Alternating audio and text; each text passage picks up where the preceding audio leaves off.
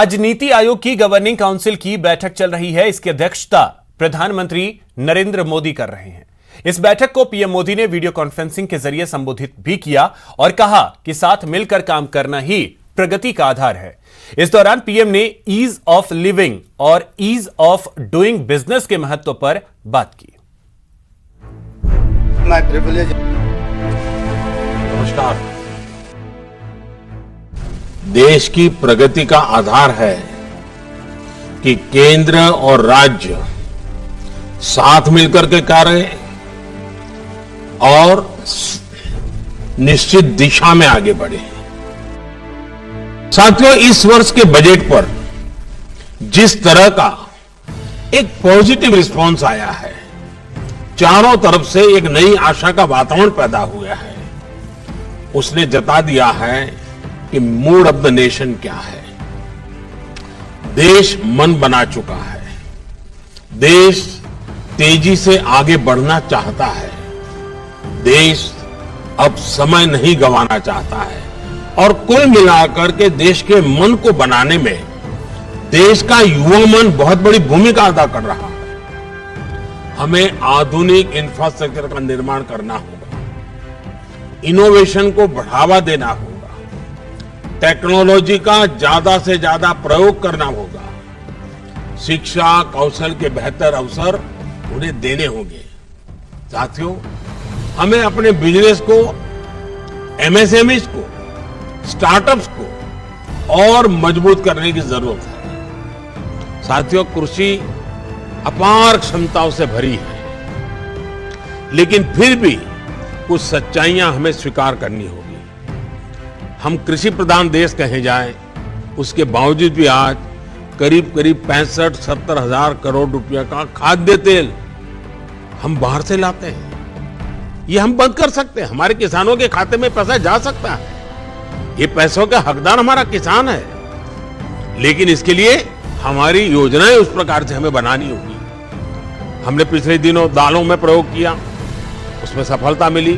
अब दालों को बाहर से लाने में खर्चा हमारा काफी कम हुआ है। ऐसी कई चीजें, कई खाद्य चीजें बिना कारण हमारे टेबल पर आज आ जाती है।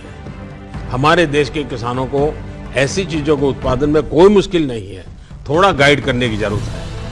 ग्लोबली भारत के पोजीशनिंग के लिए, भारत को अपॉर्चुनिटी ग्रैब करने के लिए ईज ऑफ डूइंग बिजनेस का महत्व है और उसके लिए हमारे कानूनों में सुधार करना होगा, व्यवस्थाओं में सुधार करना होगा और देश के नागरिकों की आशा अपेक्षाओं को पूरा करने के लिए, उसके जीवन को सरल करने के लिए, ईज ऑफ लिविंग के लिए जो चीजें आवश्यक हैं उसको बल देना पड़ेगा।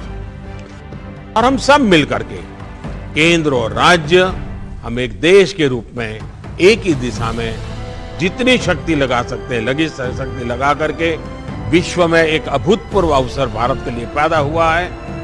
ये मौका हम जाने नहीं देंगे। आप सबकी उपस्थिति का स्वागत करता हूं, आपके सुझावों का इंतजार करता हूं। बहुत बहुत धन्यवाद। चीन और पाकिस्तान के लिए बुरी खबर है। दुश्मनों के टैंक को पलक झपकते तबाह करने के लिए भारत की हेलिना मिसाइल लगभग तैयार है। नापाक की हर चाल अब होगी फेल। चीन की चालबाजी अब बेकार जाएगी। पलक झपकते तबाह होंगे चीन पाकिस्तान के टैंक। हेलिना के हमले से बचना नामुमकिन। हिंदुस्तान की नई ताकत है, ध्रुव का अचूक अस्त्र है, दुश्मनों के लिए काल है, काल। नाम है हेलिना।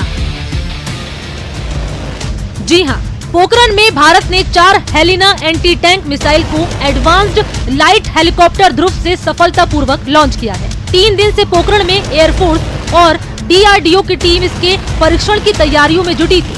हेलीकॉप्टर ध्रुव से दागी गई देश में ही विकसित इस मिसाइल ने अपने लक्ष्य पर सटीक प्रहार करके उसे नष्ट कर दिया। इसे भारत की रक्षक ताकत के हिसाब से बेहद महत्वपूर्ण समझा जा रहा है। दरअसल सभी तरह के मौसम में लक्ष्य पर सटीक हमला करने में ये सक्षम है। जमीनी लक्ष्य को सटीकता से तबाह करने में हेलिना का जोड़ नहीं है। नाग मिसाइल का हेलीकॉप्टर लॉन्च वर्जन है हेलिना। 7 से 8 किलोमीटर तक है हेलिना की रेंज। दुनिया में अत्याधुनिक एंटी टैंक हथियारों में से ये एक है। हेलिना दुनिया में किसी भी टैंक को उड़ा सकती है। हेलिना को ध्रुवास्त्र के नाम से भी जाना जाता है।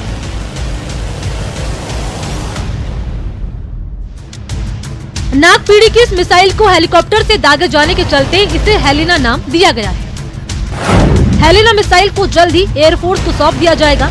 इसका इस्तेमाल ध्रुव हेलीकॉप्टर के साथ किया जाएगा।